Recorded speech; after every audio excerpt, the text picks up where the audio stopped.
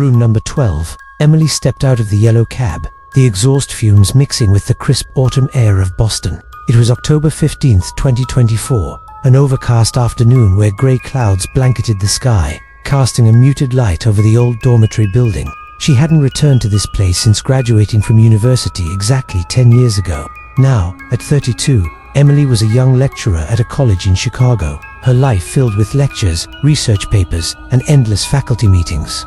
But today, she was back because of a simple email from the residence hall management. The building was scheduled for major renovations, and any remaining personal items had to be retrieved before the weekend.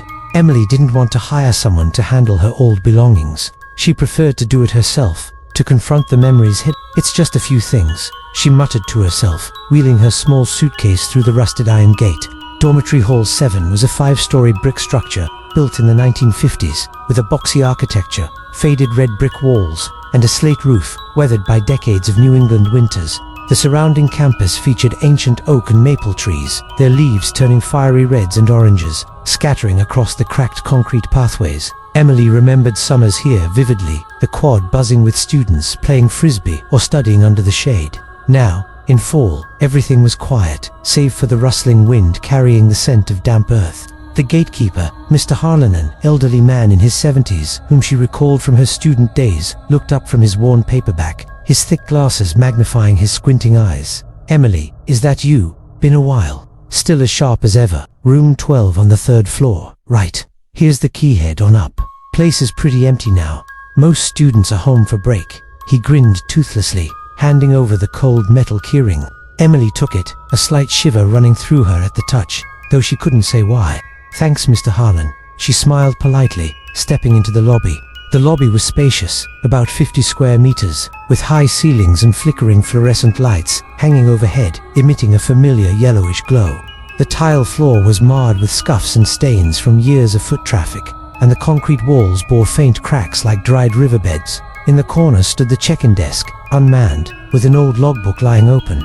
The musty smell of leaking pipes hit her nostrils, evoking memories of rainy days when she'd dash back from classes, drenched and laughing with roommates. "Everything's just as I remember," she thought, pressing the elevator button. The doors creaked open with a groan, like an old man's chuckle.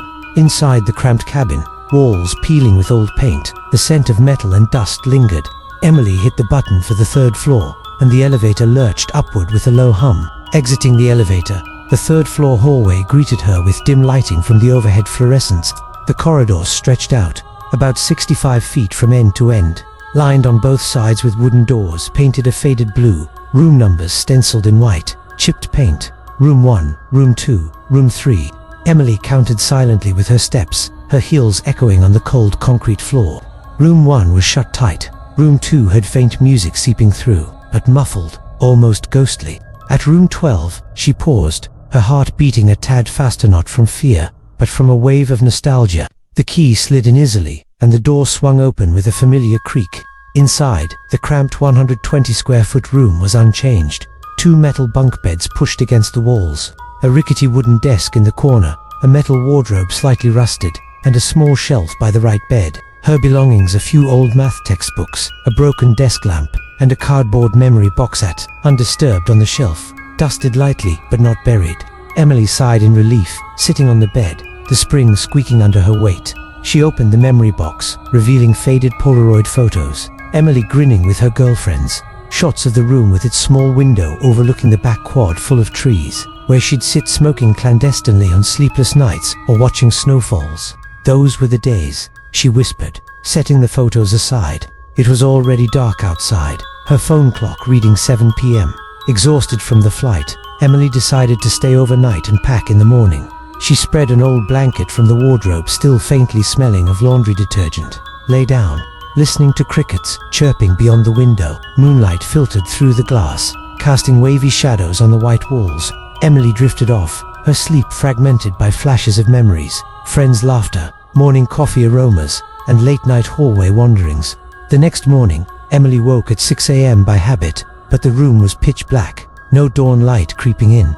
She rubbed her eyes, sitting up, glancing around. The wall clock, an old pendulum style, installed by management in every room for timekeeping, showed 7 a.m. The hour hand at 7, minute at 30, but the second hand was ticking backward, from 60 to 0, looping endlessly. Must be broken, she thought, grabbing her phone from the desk. The screen lit up, 7:30 a.m., yet why was it still night dark? She stood, walking to the window to pull the curtains and peer out at the quad, but her hand met cold, smooth wall. Where's the window? The wall was blank white, no frame, no glass, no curtains. Emily blinked, running her fingers over the surface from top to bottom, left to right. I know it's here, right by the bed, overlooking the quad. Her pulse quickened, unease stirring. She flipped back to the memory box, grabbing a photo. There it was, the window with floral curtains and tree view. Maybe they sealed it during repairs to prevent break-ins, she rationalized, though unconvinced. The wall was seamless, freshly painted white, no patching marks. Emily shook her head, pushing the thought away. No big deal. Pack and leave. She started sorting. Advanced calculus textbook into the suitcase, lamp into a plastic bag, memory box sealed tight. Done in 30 minutes. She wheeled the suitcase into the hallway, clicking room 12's door shut. The third-floor hallway, normally 65 feet long from elevator to end, now felt stretched. Emily walked, counting steps. 1, 2, 3, 240. Still no elevator door. Weird. I remember it shorter, just enough for 15 rooms. She turned back. Room 12's door was there, but the hallway behind extended farther, fluorescence flickering at the distant end like pulsing veins.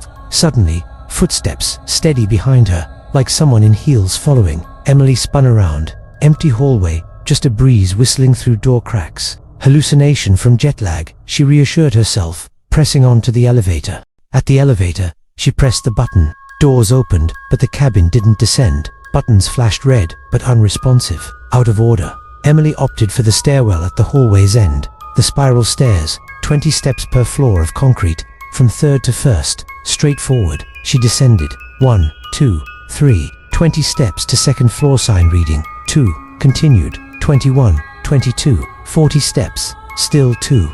Emily halted, panting, sweat beading despite the chill. Did I miscount? Looking up, the upward stairs now seemed shorter, only 10 steps back to third floor. This doesn't make sense. Heart pounding, she returned to the third floor hallway, suitcase in tow. To room 12, the door opened, but inside, not her stuff. Desk spotless, bed with fresh white sheets, and on the wall, a sunflower painting hung upside down, as if deliberately inverted. Who cleaned in here? When did the painting get flipped?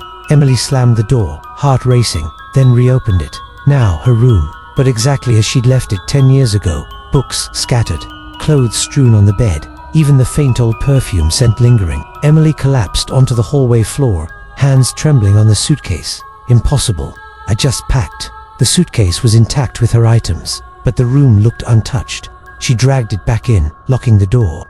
Tomorrow, I'll call management or Mr. Harlan, but her phone showed no service, no bars. She paced the room, holding it high, but nothing. Lying on the bed, she tried to rest, but footsteps echoed again from the hallway, rhythmic, someone pacing outside. She held her breath, listening. They paused at room 12's door, then faded away. Some lingering student, she thought, though Mr. Harlan said the place was empty. The second night, sleep was fitful. Emily dreamed of her college self, sitting by the now missing window, journaling under lamplight, as rain pattered. In the dream, the hallway outside stretched infinitely, footsteps her own, echoing repeatedly. Waking in a sweat, she reached for the window for air. Solid wall.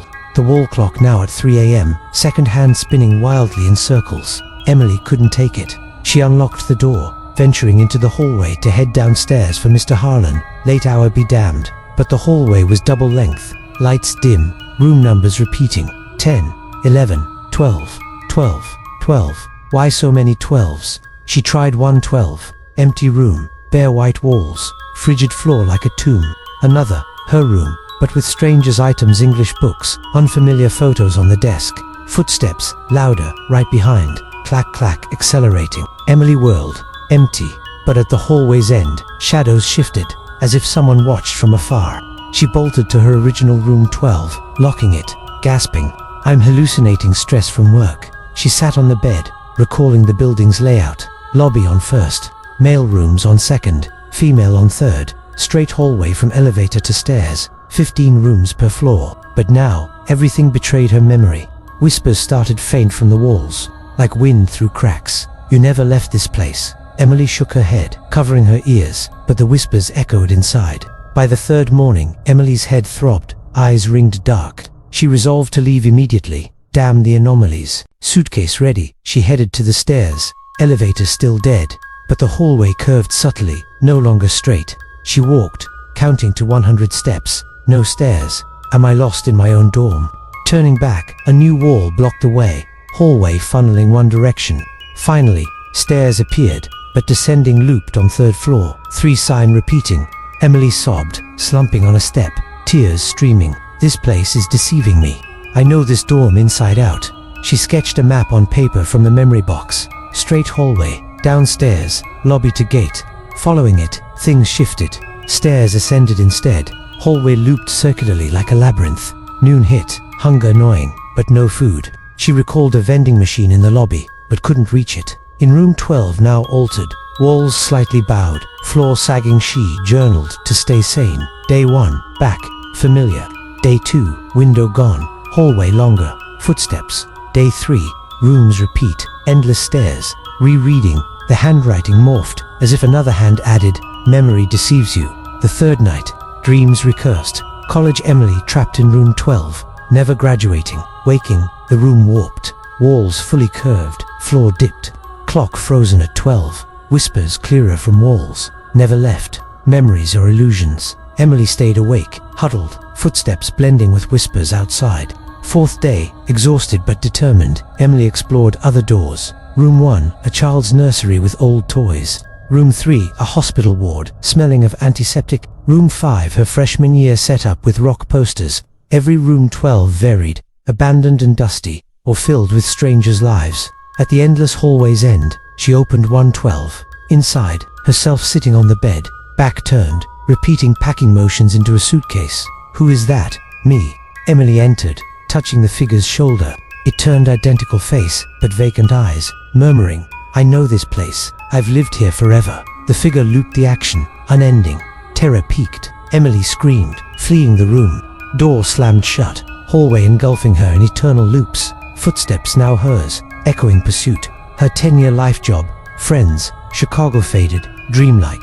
Finally, she realized the haunting truth. She'd never left the dorm. Graduation was fantasy, outside world fabricated memory. She opened room 12 one last time. Empty void, no trace of existence. Emily stepped in, pulled by the emptiness. Door closed softly, hallway silent, her suitcase vanishing as if never there. Dormitory hall 7 stood unchanged to outsiders, familiar yet treacherous, a maze betraying every recollection.